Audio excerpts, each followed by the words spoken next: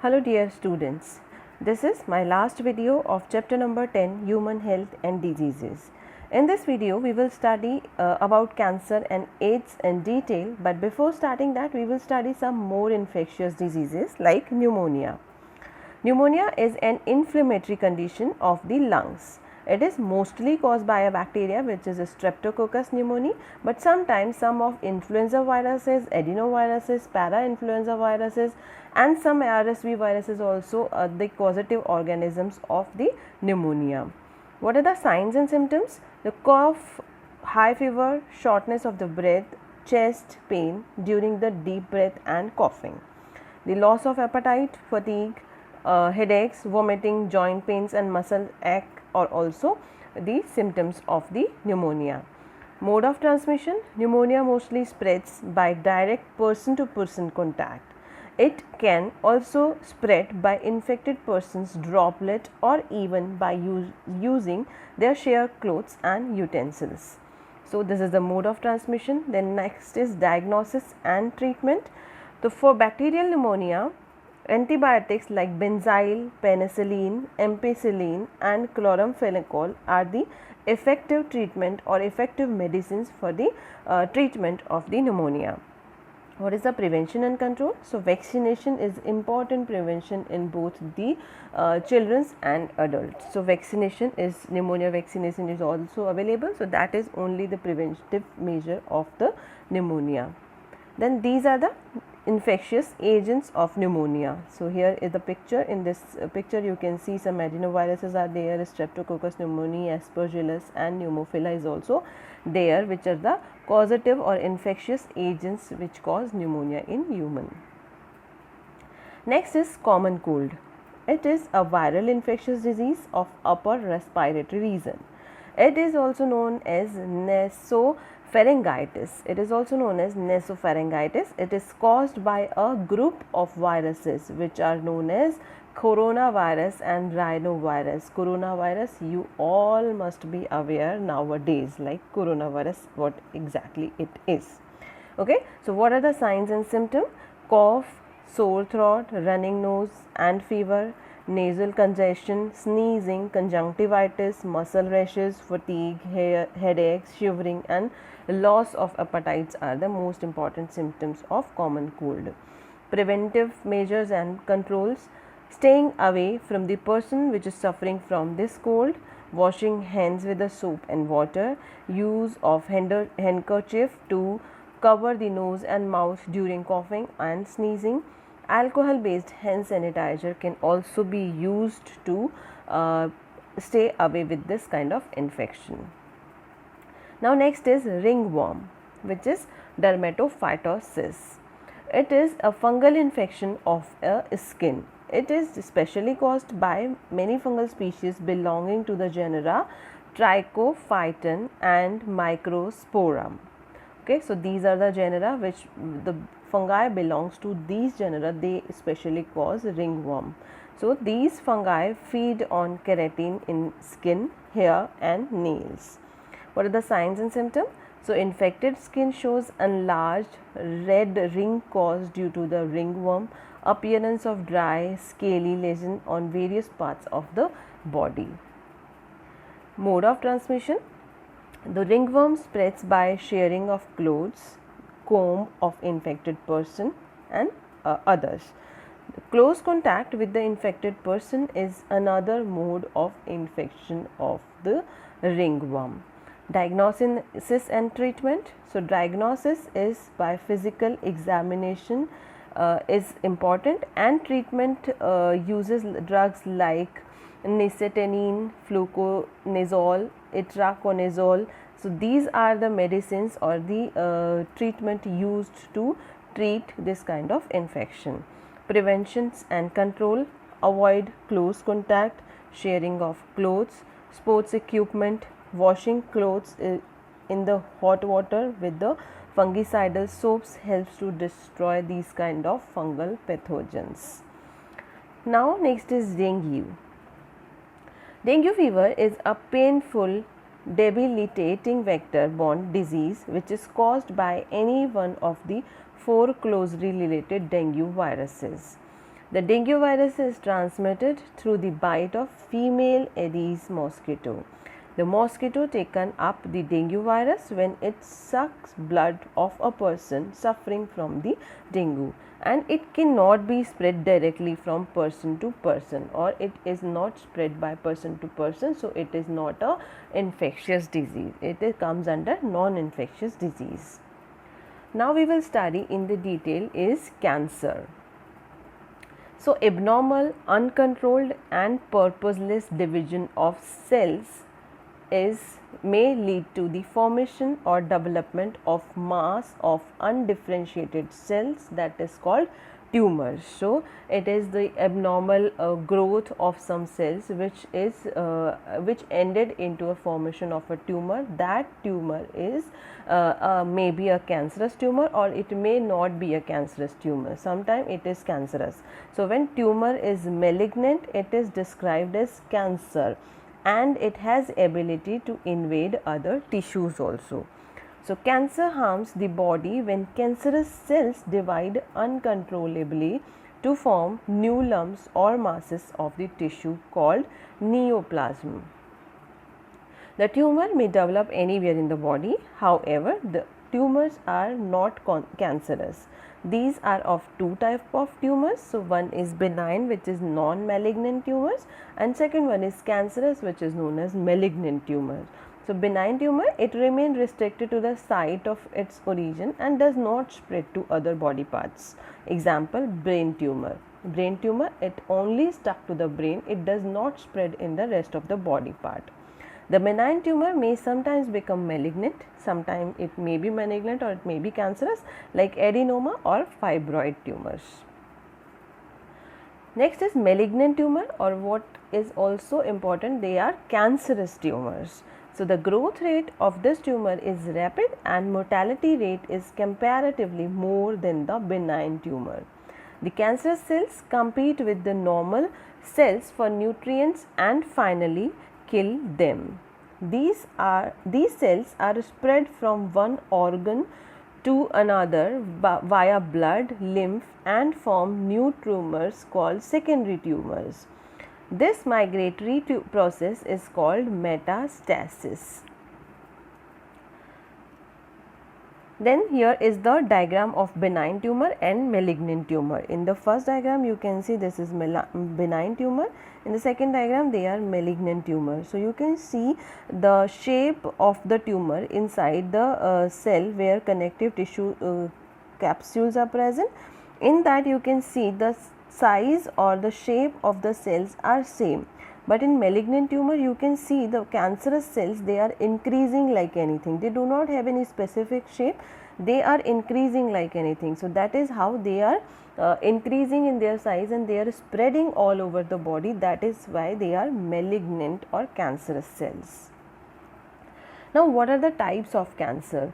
According to the type of cancer affected, tissue affected by the body, cancers are of 5 types, 5 main types. One is carcinoma. What is carcinoma? Then cancer that arises from epithelial tissue covering or the lining the body organs is known as carcinoma.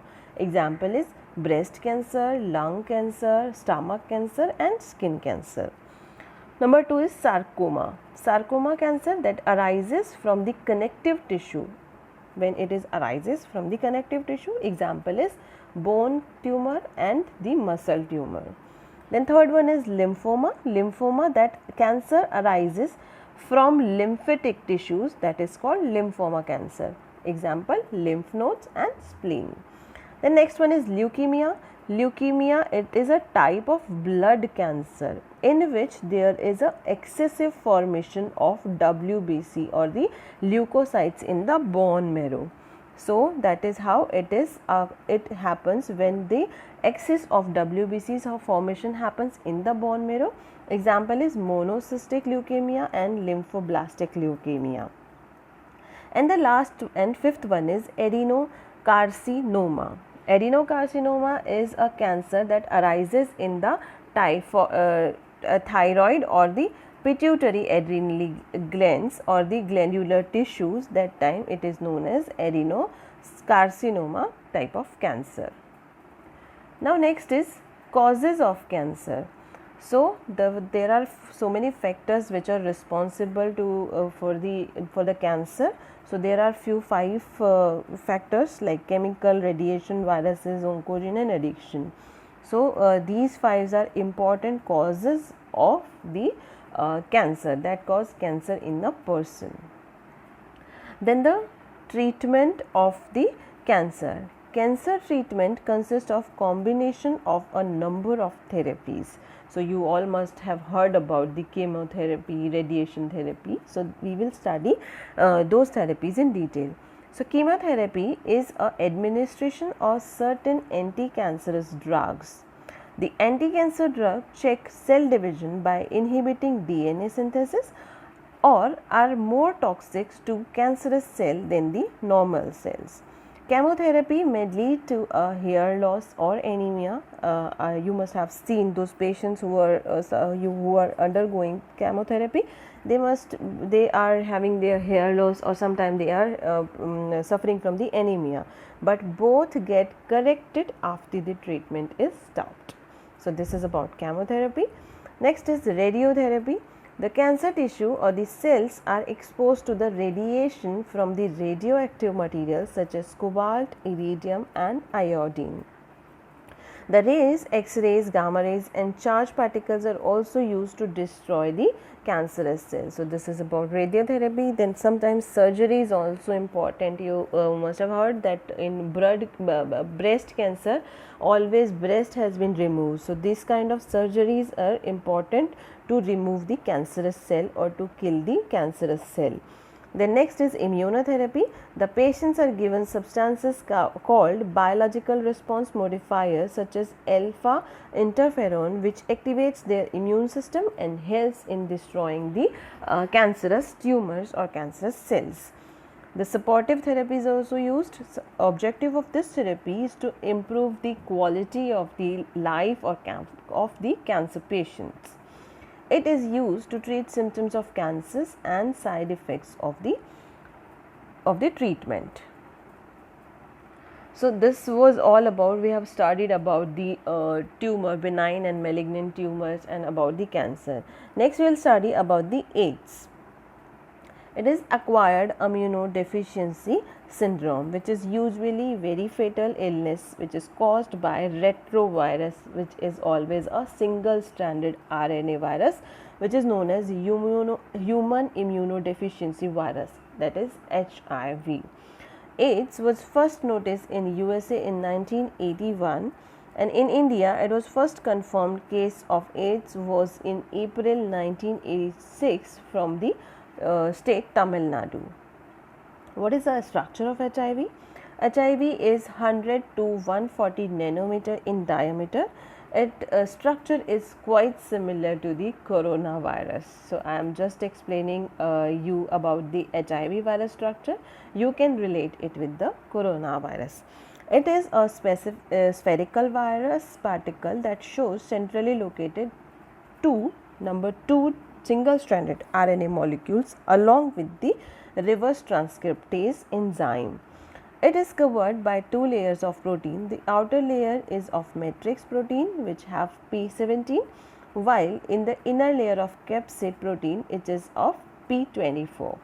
HIV is found in the greatest concentration in blood, semen, cerebrospinal fluid CSF, and to the lesser extent in the milk, tear, urine, saliva, cervical and vaginal secretions. Here is the structure of HIV. Here you can see there are 2 single-stranded RNAs are present and some reverse transcriptase enzymes are present along with the RNAs, and there are 2 layers of protein. One is capsid protein which is inner layer, and second one is matrix protein which is a outer layer. And you would find there are some GP120, GP41. These are the outer covering of this virus, which is very well similar to the coronavirus. So here is the structure of HIV. Next is the virus can be transmitted through. So what is the mode of transmission of HIV? Is one, unsafe sexual contact, which is the most important transmission process of the HIV, which includes oral, vaginal and anal sex, blood via blood transfusion and needle sharing. Pregnant women can transmit the virus to her fetus through their shared blood circulation, or a nursing woman can also transmit it to her baby through the breastfeeding. What are the clinical manifestation? The clinical manifestation or the symptoms of HIV or AIDS have been classified into 4 different categories. One is initial infection. Initial infection with the virus and formation of antibody, it usually prolong for 2 to 8 weeks after the initial infection. Second one is asymptomatic carrier state. So asymptomatic is in which no signs of disease are seen, but incubation period of it may from 6 months to the 10 years also, when a person can be asymptomatic but then they may be a carrier of this virus. Number 3 is AIDS related complex, with one or more of the following clinical symptoms, may be recurrent fever for longer than 1 month, fatigue or some diarrhea, night sweat, shortness of breath. These are the symptoms which can a person relate that they are having this HIV infection. And number 4 is AIDS is the end stage of HIV infection. It is characterized by life-threatening opportunistic infectious disease which may end of the stage of a person. So these are the clinical manifestation or the symptoms of AIDS. What are the preventive measures? AIDS has no cure, hence prevention is the best choice. So person have to take a proper preventive measure to stay away with this kind of infection. Educated about HIV transmission, disposable needles and syringe should be avoided. High risk groups should refrain from the donating blood, toothbrushes, razor and other articles should not be shared. Routine screening must be done for the blood donor, organ donors and the donors of semen and some growth hormones. So these are the preventive measure. Only the prevention is better than cure. So this is most important line for the AIDS infection. Then laboratory diagnosis of AIDS. So first test is ELISA, which is enzyme linked immunosorbent assay.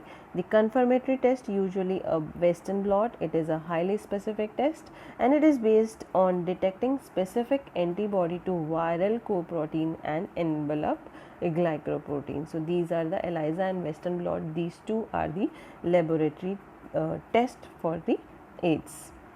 What is the treatment of AIDS? Although we have already explained that there is no cure or no treatment available for AIDS yet now, some antiretroviral drugs can help in reducing the viral load. They will not remove this disease from a person. They can help in reduce the viral load and prolong the life of HIV patients. Example of these drugs is TDF, EFV and limivudine. These three are the important drugs which can reduce the infection into a person. So that was about AIDS, the infection, the structure of virus and preventive measures we had studied. So now it is about addiction. Addiction may involve the use of substances such as alcohol, opioids, cocaine, nicotine and other like gambling may also comes under addiction. The addiction overall results in impairment of physiological and psychological functioning of a human body. So this is about addiction. Then drug abuse. What is drug abuse? Which are commonly abused are opioids, which comes under heroines and snake comes under opioids, cannabinoids, marijuana, charas and ganjas are comes under cannabinoids, and some kind of alkaloids of coca comes under drugs. The effect of drug and alcohol abuse, that is excessive doses of drug may lead to the coma or to the death due to the respiratory failure, heart failure or the cerebral hemorrhage. So these are the important effect of drug when a person can lead to death as well. So among youth, warning signs of drug and alcohol abuse including drop in academic performance, unexplained absence from the school or colleges, lack of interest in personal hygiene, withdrawal, isolation, depression, fatigue, aggressive, rebellious behavior, deteriorating relationship with the family, friends, loss of interest in hobbies, changes in the sleeping and eating habits, fluctuation in the weight and their appetite. So these are the signs or warning signs of the drugs and alcohol abuse, which is really important for the youth of our country. So this is how we are done with the chapter human health and diseases. I hope it will help you in understanding the chapter very well. Thank you.